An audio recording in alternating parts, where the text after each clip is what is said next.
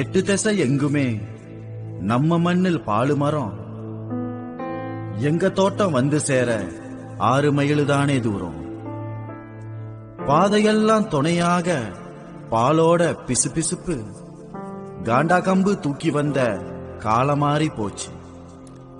கால்கடுக்க நடந்து வந்த கல்லுமேடு பாதையெல்லாம் பாதத்தோட செம்மண்ணு மருதாணியா சேர்ந்திருக்கும். தோளுல கவலையும் பால் கொவலையும் சதா தூங்கி இருக்கும். வீடு வந்து சோர்ந்து நாங்க உட்காரும் போது எங்க வீட்டு திண்ண கை தூக்கி காத்திருக்கோம். பெத்த தாய் போல எங்களைத்தான் பார்த்திருக்கோம். தாகம் போக்க நீராரம், அப்ப அப்ப தயிர் மோரும், உச்சி வேளுக்கு தித்திக்கும் தலசாஞ்சி கண்மூட தாளாட்டும். நெத்தியில லாம்பு கட்டி காலையில நடைய கட்டி மலகாடு போகுமே என்ன பெத்த ஆத்தா. வீட்டுல பசி போக்க கருப்பு காப்பி தாவா ரொட்டி எண்ணி வச்சு போகும் கணக்கு போட தெரியாத ஆத்தா. எந்திரிச்சு முகங்கழுவி தாவா ரொட்டிய காப்பியில தொட்டு முழுங்கும் போது தொண்ட குழியில இனிக்குது. அதை தேடி மனசுதான் இப்பவும் அலையுது. மேட்டுல எங்களுக்கு மாரியாத்தா கோயில் இருக்கு. பக்கத்துல நாங்க தவழ்ந்த ஆயா கொட்டாயி மடி இருக்கு. ஊரு பிள்ளையும் தாம் பிள்ளையா வளர்த்தவ ஆயா. அவ பேரு கூட மறந்து போச்சு, என்ன மன்னிச்சிரு ஆயா.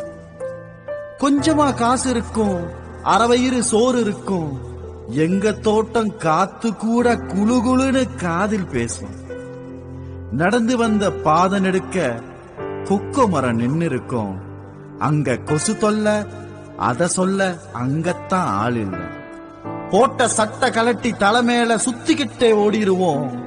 கொசு ஓடிருச்சு, அந்த காய்ச்சி மட்டும் நெஞ்சிலேயே ஒட்டிருச்சு. கல்யாண பத்திரிக்கை நாங்க யாருக்கும் அடிச்சதில்ல. வீடு வீடா பணவாக்கு வச்சு அழைச்சாலே அது போதும் வந்து சேர.